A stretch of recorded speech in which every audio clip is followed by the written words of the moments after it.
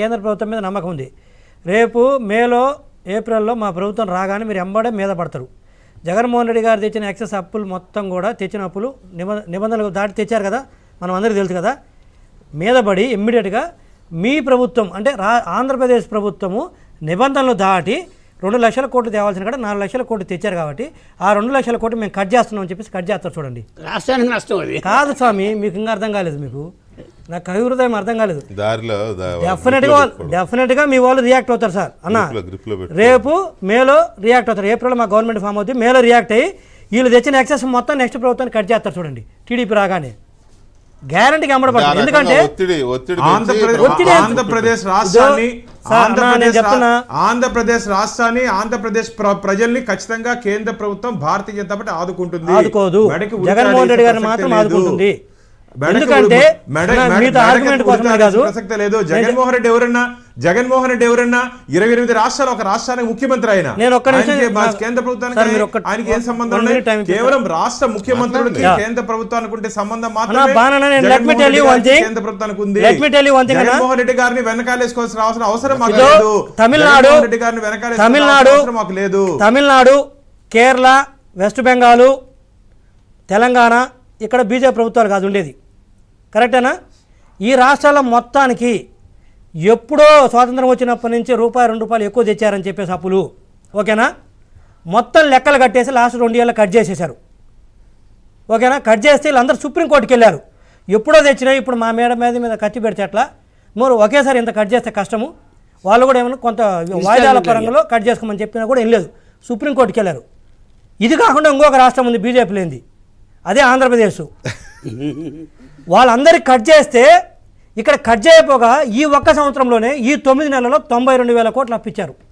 30,275 కోట్లన్న 2023-24 కేంద్ర ప్రభుత్వం ఇచ్చిన లిమిట్ ఈ రోజుకి ఇచ్చిన 92,000 కోట్లు 9 నెలలకి. ఇది డిసెంబర్కి నేను చెప్పే లెక్క ఇవ్వడము కాదని మీరు చెప్పండి. మీరు అర్థమైంది మీరు చెప్తున్నది, నేను వద్దని ఆపుతున్నది. ఎందుకంటే ఇవ్వడం మంచిదే, ఇవ్వడం కూడా మంచిది కాదు. అట్లా కాదు.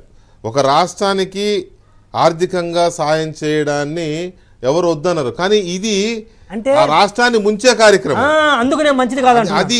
అది ప్రజలకి అర్థమయ్యే విధంగా ఒకటి చెప్పాలి. రాష్ట్రం ఇప్పుడు ప్రజలు పూర్తిగా రాష్ట్రం అప్పుల్లో కూరుకుపోయింది. ఇప్పుడు బానన్న ఈ ఒక్క సంవత్సరం 60,000 కోట్లు ఇచ్చారు కదా, ఈ 9 నెలల్లోనే. ఇంకా 3 నెలల్లో ఇంకో 10,000 కోట్లు తెస్తారు, అంటే ఒక 70,000 కోట్లు తెచ్చారు. మీరు చర్యలు తీసుకుంటారు. ఎప్పుడో తెలిసినా నేను ఇందా చెప్పాను, ఎప్పుడు తీసుకుంటారు? ఇంకొక నెలలో ఎలక్షన్ నోటిఫికేషన్ వస్తుంది. సో ఈ నెలలో అయితే అవకాశం లేదు కదా, ఒప్పుకుంటారా? గుండె మీరు చేసుకొని లేదు కదా. ఒకవేళ మీరు చర్యలు తీసుకొని కట్ చేసినా కూడా నెక్స్ట్ ఫైనాన్షియల్ ఇయర్ నుంచే కదా కట్ అయ్యేది. అంటే నెక్స్ట్ ఫైనాన్షియల్ ఇయర్ నుంచి వచ్చే గవర్నమెంట్ మీద పడ్డటే కాబట్టి అంటే మీరు ప్రీ ప్లాన్ ఉన్నట్టే కదా. మీరు ఇంకా ఏం చెప్తారన్న? ఎవరిని మోసం చేద్దాం కూర్చొని? ఆంధ్రప్రదేశ్ ప్రజలన్నా ఆంధ్రప్రదేశ్ ప్రజలకు కాసేపు చేద్దామన్నా. ఆంధ్రప్రదేశ్ ప్రజలు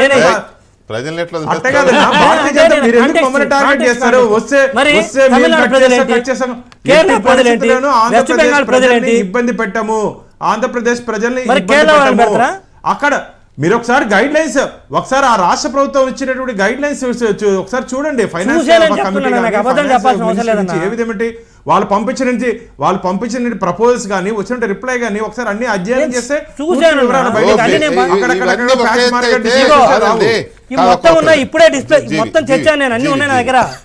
ఈ చిట్టా చిత్రగుప్తుడి చిట్టా లాగా ఉంది కానీ ఇది ఈ చిట్టా అంతా డిస్కస్ చేద్దాం మనం. దాంతోపాటు ఇంత జరుగుతున్నా కూడా అసలు మేము అప్పే చేయలేదు, చాలా చాలా కొంచెం 12% చేసాం, వాళ్ళు 22% చేస్తా అని చెప్తున్నారు. అసలు అది ఏ రకంగా చూసినా మొత్తం పార్టీలకి, ప్రజలకి, ఆర్థిక విశ్లేషకులకి, మేధావులకి అందరి కళ్ళకి గంతలు కట్టేసి ఏం చేద్దాం అనుకుంటున్నారు వీళ్ళు అనేది ఇంపార్టెంట్. ఇప్పుడు నిజంగానే ప్రజలు డెసిషన్ తీసుకునేది కూడా ఇటువంటి కీలకమైన అంశాల మీద ప్రజలు డెసిషన్ తీసుకోవాలి. ప్రజలకు క్లియర్గా అర్థం కావాల్సిన అవసరం ఉంది. అసలు చేసిన అప్పెంత, వీళ్ళు ఎందుకు చేశారు, ఎవరికి దోచిపెట్టారు, ప్రజలకు ఎంత దోచిపెట్టారు.